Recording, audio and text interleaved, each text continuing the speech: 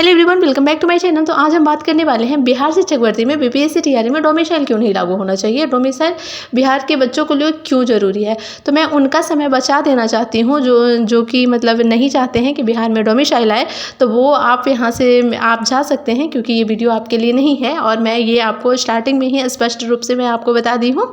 ठीक है, तो अब हम बात करते हैं कि बिहार शिक्षक भर्ती में डोमिसाइल क्यों नहीं अब भी लागू हो सकता है। बीपीएससी टीआरई 1 में नहीं हुआ, टीआरई 2 में नहीं हुआ, फिर भी टीआरई 3 में लागू होना चाहिए। आप खुद सोचो कि बीपीएससी टीआरई 1 में जब बहुत सारे बच्चों ने फॉर्म फिलअप कर दिया था, उसके बाद फिर ये अनाउंस हुआ कि जो डोमिसाइल है उसे हटाया जाता है। तो फिर अभी ये चेंज क्यों नहीं हो सकता है? अभी भी चेंज हो सकता है।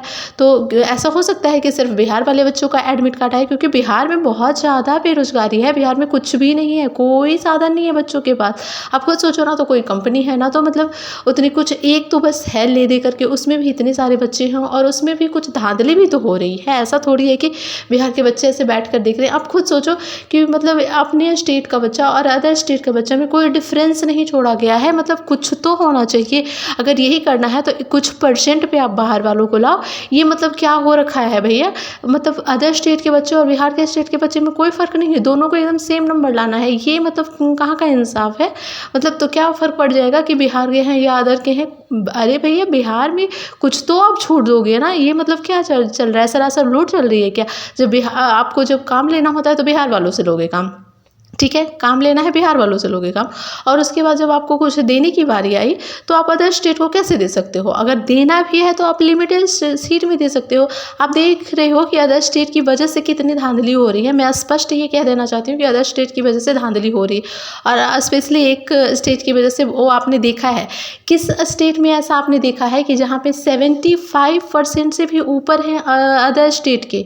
टीआरई 1 में साफ स्पष्ट रूप में कहा गया है कि 75% से ऊपर एक पर्टिकुलर एक स्टेट के हैं। तो ये ऐसा न्यूज़ आप हमको ला करके दिखा दो कि ऐसा कहीं है क्या? मतलब ये हो रखा है भैया कि इतना, एक तो पहले ही इतनी धांधली चल रही है, उसमें भी बिहार को बच्चों को नहीं देना है। तो मतलब ये क्या चल रहा है? वैसे नियम परिवर्तन तो हो रहे हैं ना, जैसे कि बीपीएससी टीआरई 2 में आपने देखा कि भाषा अहर्ता को रिजल्ट लाने के समय में शून्य कर दिया गया। और ऐसा क्यों हुआ ये किसी को स्पष्ट नहीं बताया गया। क्यों? रीज़न ये दिया गया कि बीपीएससी टीआरई 2 में जो हिंदी थी वो टफ थी।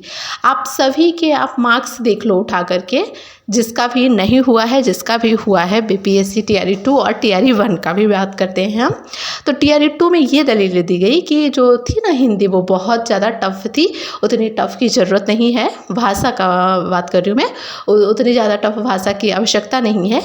तो आप खुद सोचो कि टीआरई 2 में किसी का अगर मतलब 15 से अगर नीचे आया हो तो आप बता देना।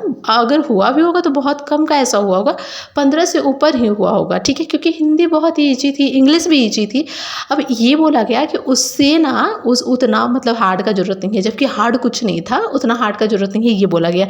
तो बीपीएससी टीआरई 3 में बोला गया कि वो जो है लैंग्वेज पेपर, उसे और आसान कर दिया जाएगा। और क्या किया गया?